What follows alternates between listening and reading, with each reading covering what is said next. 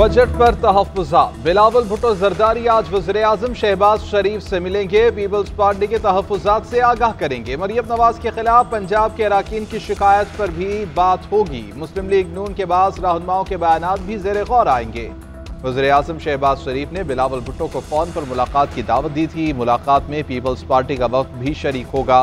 Peoples party ज़राए के मुताबिक शिकायत दूर न होने पर पीपी बजट पर वोट के हवाले से अपना फैसला करेगी।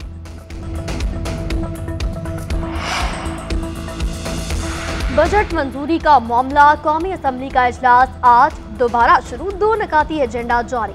Opposition leader Omar Ayub budget पर बहस का आगाज करेंगे।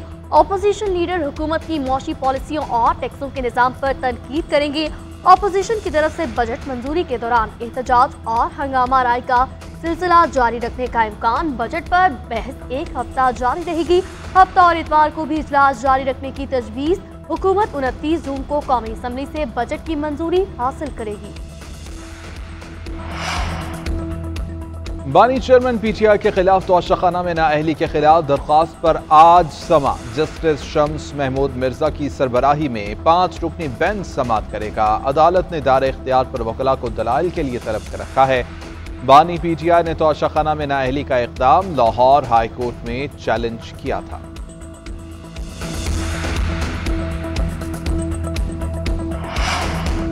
फरीज़ा हज की अदायगी के बाद हुज्जाज कराम की वतन वापसी का आगाज आज से होगा। PIA समेत 3 निजी एयरलाइन बाद अज हज परवाजें ऑपरेट करेंगी।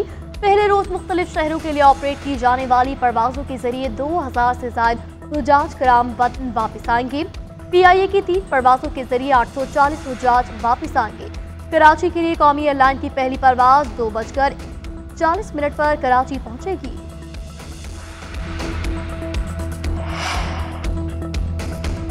पाकिस्तान तरक्की के नए सफर पर गामजन। वज़ीर-ए-आज़म शहबाज शरीफ की क़यादत में पाकिस्तान के नामवर ताजरों की चीनी वज़ीर-ए-आज़म से मुलाकात। CPEC और वन बेल्ट वन रोड जैसे इनक़लाबी तस्वुर के तहत पाक चीन इक़्तिसादी राहदारी के हवाले से बाहमी ताल्लुकात पर जोर।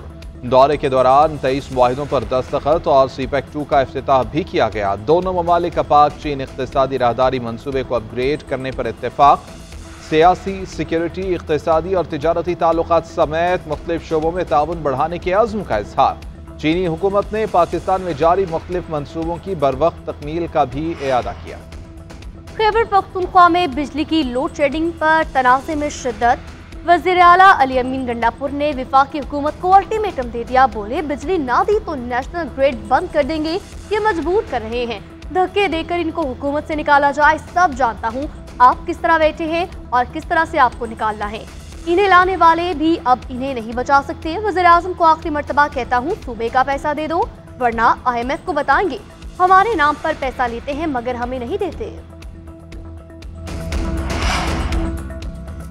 वज़ीर-ए-आला खैबर पख्तूनख्वा वफाकी महकमों में मुदाखलत न करें। वफाक के मामलात मुझ पर छोड़ दें, मसाइल हल हो जाएंगे। गवर्नर खैबर पख्तूनख्वा फैसल करीम कुंडी कहते हैं कि हमने गालम गलोच से आगे बढ़कर इलाके की तरक्की पर तवज्जो देनी है। वज़ीर-ए-आला और हमारे तर्ज सियासत में ज़मीन आसमान का फ़र्क है। हर काम टेबल टॉक से हल होता है, जो कि इनका रवैया नहीं। बलोचिस्तान में अमन अमान की सूरत हाल। सदर आसिफ अली जरदारी ने आज इजलास तलब कर लिया। जरदारी गवादर में इजलास की सदारत करेंगे। इजलास में वज़ीर आला मीर सरफराज बुख्ती और दीगर हुक्काम शिरकत करेंगे। दहशतगर्दी, मनशियात फरोशी और स्मगलिंग से मुतालिक इक़दामात का जायजा लिया जाएगा। सदर जरदारी 24 जून को सक्कर में अमन अमान की सूरत हाल पर इजलास की सदारत करेंगे।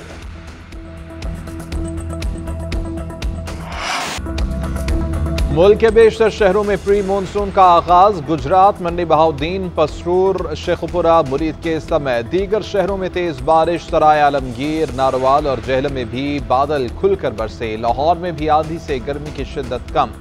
महकमा मौसमियात की लाहौर में भी बारिश की पेशगोई। पंजाब के कई शहरों में दर्जा हरारत 5 डिग्री कम होने का इम्कान। महकमा मौसमियात के मुताबिक मानसून का आगाज 1 जुलाई से होने का इम्कान। वज़ीर-ए-आज़म शहबाज शरीफ का मुत्तहिदा अरब अमारात के सदर से टेलीफोनिक राबिता। शेख मोहम्मद बिन ज़ायद अल नहयान को ईद की मुबारकबाद। दोनों रहनुमाओं का आवाम की खुशहाली और तरक्की की दुआ, नेक तमन्नाओं का इजहार। शहबाज शरीफ ने पाकिस्तान की मुसलसल हिमायत पर अमारात के सदर का शुक्रिया अदा किया। पाकिस्तान की मुकम्मल हिमायत का अयादा, दोनों रहनुमाओं का बिरादराना ताल्लुकात को मजीद मजबूत करने की ख्वाहिश का इजहार। वज़ीर-ए-आज़म शहबाज शरीफ की अमारात के सदर को जल्द पाकिस्तान का दौरा करने की दावत। शेख मोहम्मद बिन सैद अल नहयान ने दावत कबूल कर ली। रूसी सदर व्लादिमीर पुतिन शुमाली कोरिया का दौरा मुकम्मल करके वियतनाम पहुंच गए। मनोई के बैनुल-अक़वामी हवाई अड्डे पर रूसी सदर का रेड कार्पेट इस्तकबाल किया गया। 2017 के बाद व्लादिमीर पुतिन का वियतनाम का ये पहला दौरा है। रूसी सदर पुतिन वियतनाम के साथ दिफा और तजारत समेत मुतादिद मुआहदों पर दस्तखत करेंगे। T20 की आलमी जंग, दिफाई चैंपियन इंग्लैंड ने वेस्ट इंडीज को 8 विकेटों से शिकस्त दे दी। सेंट लूसिया में वेस्ट इंडीज ने 4 विकेटों पर 180 रन बनाए। कप्तान रोमन पाउल ने 17 गेंदों पर 5 छक्कों की मदद से 36 रन की जारहाना इनिंग्स खेली। हदफ के ताक़ुब में जोस बटलर 25 और मोइन अली 13 रन बनाकर पवेलियन लौट गए। फिल सॉल्ट 47 बॉल्स पर 5 छक्कों और 7 चौकों की मदद से 87 रन की नाकाबिले शिकस्त इनिंग्स खेलकर मर्दे मैदान रहे। जोनी बेयरस्टो 48 रन बनाकर नॉट आउट रहे। इससे कबल सुपर 8 मरहले में जनूबी अफ्रीका ने अमरीका को 18 रन से शिकस्त दे दी।